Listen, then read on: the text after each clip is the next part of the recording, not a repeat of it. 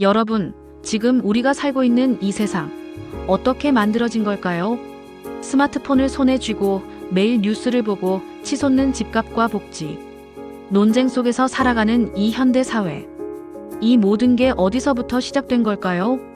원시 시대에 평등했던 부족 사회부터 프랑스 대혁명, 세계대전, 그리고 오늘날의 신자유주의까지 인류의 역사는 단순한 과거의 이야기가 아니라 우리가 지금 마주하고 있는 모든 문제의 뿌리입니다.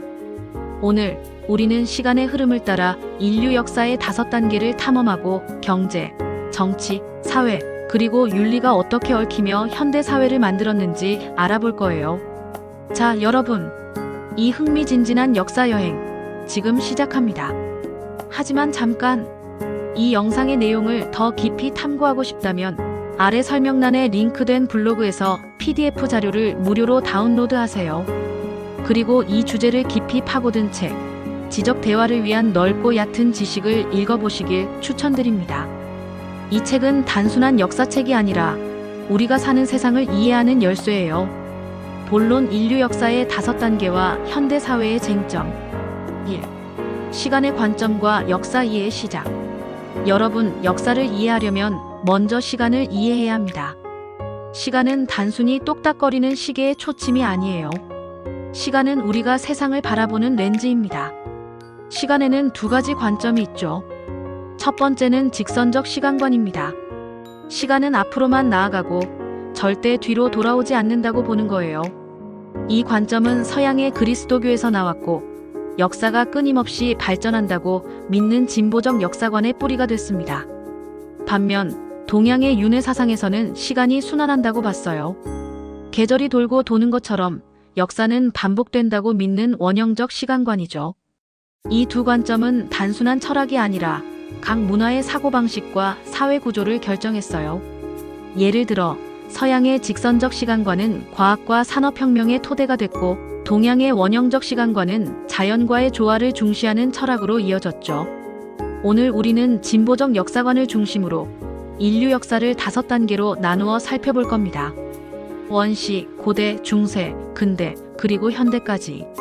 이 여정에서 우리는 생산수단과 자본주의라는 2가지 키워드가 역사를 어떻게 움직였는지 알아볼 거예요. 2. 원시 공산사회 평등의 시작과 붕괴. 자, 이제 본격적으로 역사 여행을 시작합시다. 첫 번째 목적지는 원시 공산사회입니다. 이 시기는 인류가 사냥과 채집을 통해 생존하던 시절이에요. 원시 사회는 모두가 생산물, 즉 사냥한 고기나 채집한 열매를 함께 나누는 평등한 사회였죠. 공산이라는 말은 바로 재산을 공동으로 소유한다는 뜻이에요. 하지만 이 평등한 사회는 오래가지 못했어요. 왜냐고요? 생산수단이라는 개념이 등장했기 때문입니다. 생산수단은 도구나 토지처럼 생산물을 만들어내는 자원을 말해요. 이 생산수단을 소유한 사람은 생산물을 독점하게 되고 자연스럽게 권력을 갖게 됐죠. 생산수단의 소유는 단순한 물질적 소유를 넘어 사회적 권력관계를 만들어냈어요. 평등했던 원시 사회는 점차 계층이 분화되며 불평등적 사회로 변해갔습니다. 이 변화는 단순한 경제적 변화가 아니라 인간 사회의 권력 구조를 근본적으로 바꾼 첫걸음이었어요. 여러분, 지금 우리가 가진 스마트폰이나 집도 일종의 생산수단이죠.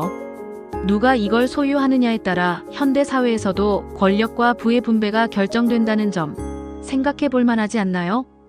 3. 고대 노예제사회 권력과 종교의 결합. 이제 시간 여행을 이어가 고대 노예제사회로 갑니다. 고대 사회에서는 토지와 영토라는 생산수단이 왕이나 귀족 같은 지배자들에게 독점됐어요. 이들은 단순히 토지를 소유한 것뿐만 아니라 그 소유를 정당화하기 위해 종교를 이용했죠. 이를 재정일치사회라고 불러요. 예를 들어 고대 이집트의 파라오는 신의 대리자로 여겨졌고 로마 황제도 신격화되었어요. 종교는 단순히 믿음의 문제가 아니라 지배체제를 공고히 하는 도구였던 거예요. 생산수단의 독점은 노예제라는 계급구조를 만들었어요. 생산수단을 가진 지배자는 타인의 노동력을 착취할 수 있었고 이는 사회적 불평등을 심화시켰죠. 여러분, 이 시기를 생각하면 현대 사회의 대기업이나 부동산 소유자와 비슷한 점이 보이지 않나요? 권력은 결국 누가 무엇을 소유하느냐에 달려 있다는 점, 고대부터 지금까지 이어져 온 원리예요. 4. 중세 봉건제사회 계급의 복잡화. 4세기에서 14세기, 약 1000년에 걸친 중세 봉건제사회로 넘어갑시다. 이 시기는 토지가 왕과 봉건 영주들에게 집중된 시대였어요. 왕은 신의 권위를 빌려 자신의 지배를 정당화했고, 사회는 왕, 영주, 기사, 농노로 계급이 세분화되었죠. 중세 사회는 계급 구조가 더 복잡해지고 종교가 권력의 정신적 기반으로 작용했어요. 하지만 중세 후기가 되면서 변화가 시작됐어요. 상업의 발달과 공장의 등장이 그 원인이었죠. 무역을 통해 부를 축적한 상인 계층이 나타났고, 공장을 소유한 공장주는 새로운 권력을 잡기 시작했어요. 공장은 새로운 생산수단이었고, 이를 소유한 자는 경제적, 사회적 영향력을 얻었죠. 이 변화는 봉건제를 흔들며 근대 사회로 가는 문을 열었어요. 5. 근대 부르주아와 프랑스 대혁명. 이제 근대 사회로 들어갑니다. 중세 말 상업과 공장의 발전은 부르주아라는 새로운 계급을 탄생시켰어요. 부르주아는 공장과 자본을 소유한 자들로 막대한 경제력을 바탕으로 기존 권력인 왕과 영주들과 충돌했죠. 이 충돌의 정점은 1789년 프랑스 대혁명이었어요. 이 혁명은 봉건제를 무너뜨리고 개인의 자유와 권리를 강조하는 근대 사회를 열었죠. 프랑스 대혁명은 단순한 정치적 사건이 아니에요. 이는 자본주의의 본격적 시작이자 현대 민주주의의 뿌리가 된 사건이었죠. 여러분, 이 혁명을 통해 개인의 권리가 강조되기 시작했지만 동시에 자본주의의 새로운 문제들이 드러나기 시작했어요. 그게 뭘까요? 바로 공급과잉입니다. 6. 자본주의와 제국주의 공급과잉의 문제. 근대 사회는 산업혁명을 통해 자본주의로 전환됐어요. 공장의 대량 생산은 엄청난 물건을 쏟아냈지만 문제는 공급과잉이었죠. 물건이 너무 많아지니 수요가 따라가지 못한 거예요. 이를 해결하기 위해 유럽 국가들은 새로운 시장을 찾아 나섰고, 그게 바로 제국주의 시대로 이어졌어요. 식민지 확보는 공급과잉 문제를 완화했지만 국가 간 식민지 경쟁은 특히 독일 같은 후발 국가에게 불리했어요. 이로 인해 갈등이 커졌고 결국 제1차 세계대전이 터졌죠. 전쟁은 일시적으로 공급과잉 문제를 해결했지만 엄청난 희생을 낳았어요. 그리고 이 문제는 여기서 끝나지 않았습니다. 7. 세계경제대공황과 제2차 세계대전. 제1차 세계대전 이후 자본주의는 또 다른 해결책, 가격 인하를 시도했어요. 하지만 가격을 낮추기 위해 노동자를 해고했고, 이는 소비 능력을 떨어뜨리는 악순환을 낳았죠.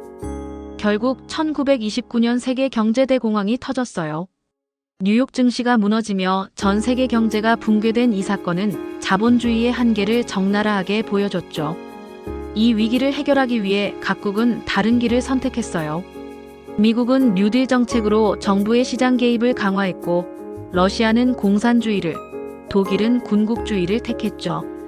군국주의는 전쟁을 통해 수요를 창출하려 했지만 이는 제2차 세계대전으로 이어졌어요. 1939년부터 1945년까지 이 전쟁은 엄청난 파괴를 남겼지만 자본주의의 문제를 일시적으로 해소했죠. 8. 냉전과 신자유주의의 시대. 제2차 세계대전 이후 세계는 미국과 소련을 중심으로 냉전 체제로 재편됐어요. 미국은 정부 개입을 강화한 후기 자본주의를, 소련은 공산주의를 선택했죠. 이 두 체제의 대립은 긴장과 갈등으로 가득했지만 1991년 소련의 붕괴로 공산주의는 몰락했고 자본주의가 승리했어요. 이때 등장한 게 신자유주의입니다. 신자유주의는 정부 개입을 줄이고 시장의 자유를 극대화하는 체제예요. 신자유주의는 세금과 규제를 줄이며 거대 자본의 독점을 강화했어요. 하지만 이로 인해 빈부격차가 심화되고 사회적 갈등이 커졌죠. 여러분, 지금 우리가 사는 세상이 바로 이 신자유주의의 결과물이에요. 이 체제가 과연 공정한 걸까요? 이 질문은 우리가 계속 고민해야 할 문제입니다. 9. 경제체제 자본주의와 공산주의의 대립. 이제 경제체제를 깊이 들여다볼게요. 경제는 크게 자본주의와 공산주의로 나뉘죠. 자본주의는 개인이 생산수단을 소유할 수 있는 체제이고, 공산주의는 이를 국가가 관리해요.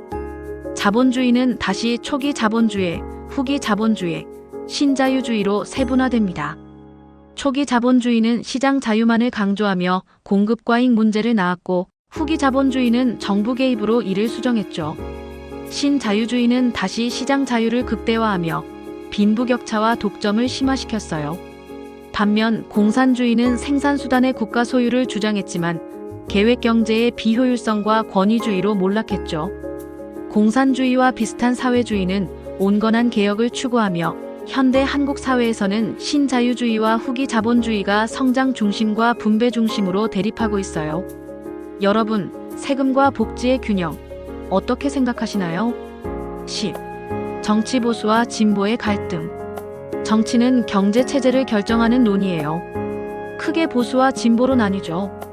보수는 신자유주의를 지지하며 시장 자유와 세금 감소를, 진보는 후기 자본주의를 지지하며 정부 개입과 복지 강화를 주장해요.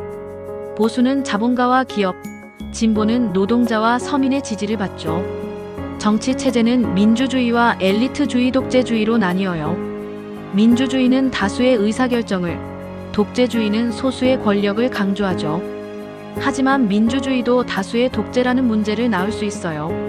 반면 엘리트주의는 지혜로운 소수의 판단을 강조하지만 권력자의 타락 가능성이 있죠.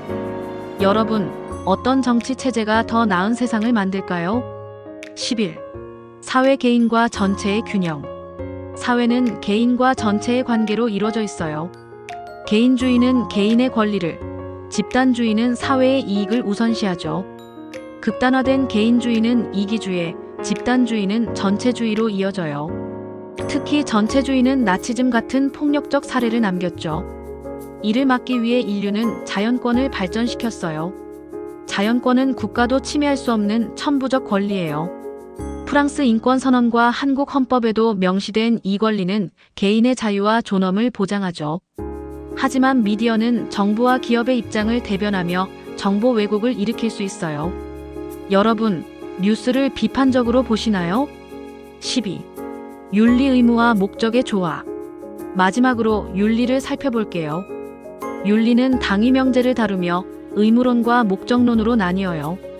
의무론은 칸트의 정언명법을 통해 보편적 도덕 법칙을, 목적론은 공리주의의 최대 다수의 최대 행복을 강조하죠. 사회 정의는 빈부격차와 복지 문제로 이어져요. 의무론은 재산권을, 목적론은 사회적 행복을 우선시하죠. 이 논쟁은 경제, 정치, 사회와 연결돼요. 여러분, 개인의 자유와 사회의 이익, 어떤 게 더 중요하다고 생각하시나요? 이 질문은 우리 모두가 고민해야 할 문제예요. 결론, 역사에서 배우는 현대 사회의 교훈. 여러분, 오늘 우리는 원시 사회부터 신자유주의 시대까지 인류 역사의 거대한 여정을 함께했어요. 생산수단과 자본주의는 역사를 움직였고, 지금 우리가 사는 세상의 뿌리가 됐죠. 하지만 빈부격차, 정보 왜곡, 개인과 사회의 갈등 같은 문제는 여전히 우리 앞에 놓여 있어요. 이 영상을 통해 여러분이 역사와 현대 사회를 새롭게 바라보는 계기가 됐기를 바랍니다.